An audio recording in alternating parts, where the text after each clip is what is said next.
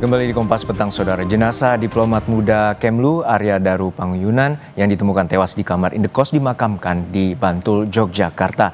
Rombongan mobil pembawa jenazah sudah tiba sore ini di rumah duka.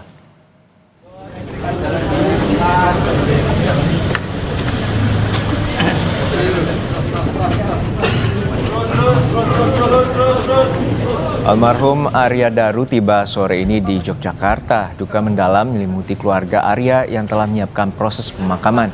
Jenazah dimakamkan di Bantul, Yogyakarta. Sebelum dimakamkan, jenazah akan disemayamkan di rumah duka di Jalan Munggur, Bantul, Yogyakarta.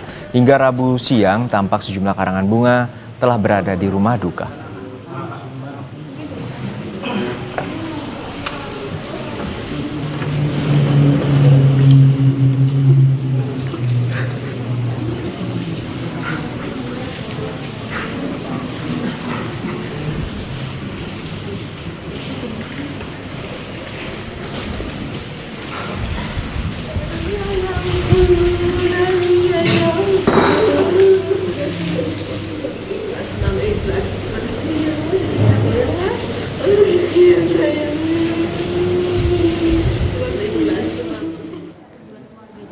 Kepolisian sektor Menteng, Jakarta Pusat hingga kini masih mencari bukti untuk mengetahui penyebab pasti meninggalnya diplomat Kemlu yang ditemukan tewas di kamar indekos di kawasan Menteng, Jakarta Pusat. Lewat pesan singkat melalui aplikasi WhatsApp, Kapolsek Menteng Kompol Reza Rahandi menyatakan selain CCTV yang berada di indekos, polisi juga akan memeriksa sidik jari yang terdapat pada lakban yang melilit wajah korban.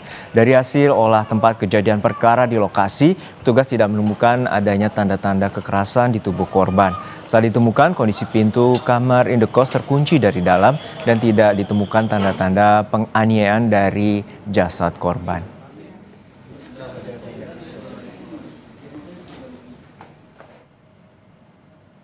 Berdasarkan informasi dari LinkedIn, Arya Daru Panguyunan merupakan alumni Universitas Gadjah Mada, Yogyakarta. Arya merupakan diplomat yang pernah bertugas di Argentina, Dili, dan Myanmar. Berdasarkan informasi yang diterima Kompas TV, Daru direncanakan akan kembali ditempatkan di luar negeri. Daru meninggalkan seorang istri dan 2 orang anak.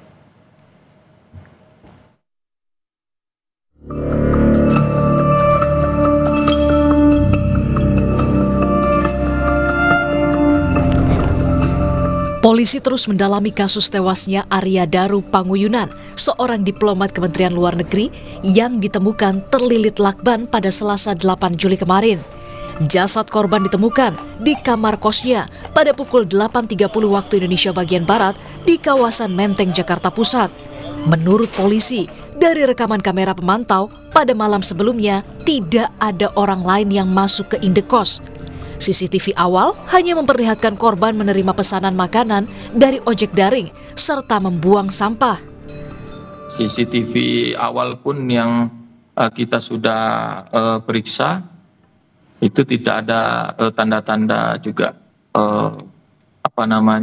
masuk orang lain, karena mengingat akses ke tempat kosan itu lumayan hanya one way saja. Masuk tempat kos, pesan Gojek maupun pesan buang makanan setelah dia selesai makan di jam 23.30. Kementerian Luar Negeri membenarkan pegawainya Arya Daru Panguyunan ditemukan tewas di dalam kamar kosnya di kawasan Menteng Selasa kemarin.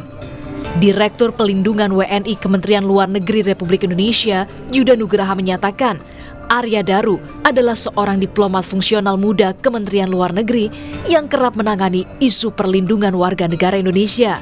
Saat ini, pihak Kemenlu telah menyerahkan kasus penyelidikan lebih lanjut ke polisi. Fungsional muda dari Kementerian Luar Negeri, selama ini beliau bertugas dalam menangani isu-isu perlindungan WNI.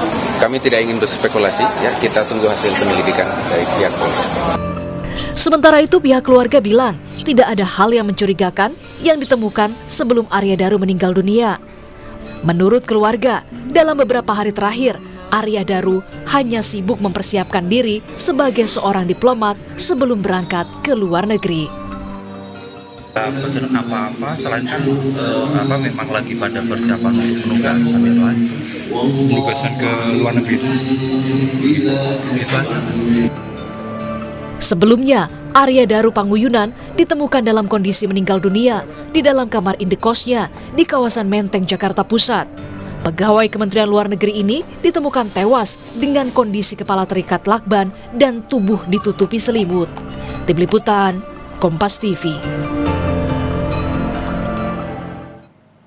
Seorang diplomat muda ditemukan tewas dengan kondisi terlilit lakban di kamar indekosnya. Apa yang menjadi penyebab kematian diplomat muda ini kita bahas bersama kriminolog UI Adrianus Meliala. Selamat petang Pak Adrianus. Semoga dalam kondisi sehat-sehat selalu.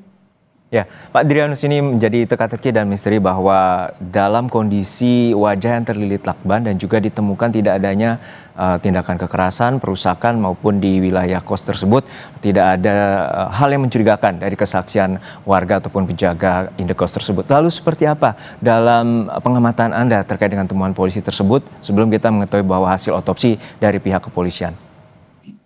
Ya, kalau dari analisis terhadap lingkungan dari almarhum, saya kira saya lebih meyakini ini adalah satu tindakan bunuh diri ya, mengingat tidak ada pihak lain yang masuk atau keluar pada saat-saat yang bersangkutan itu meninggal. Ya, namun demikian tentu masih ada beberapa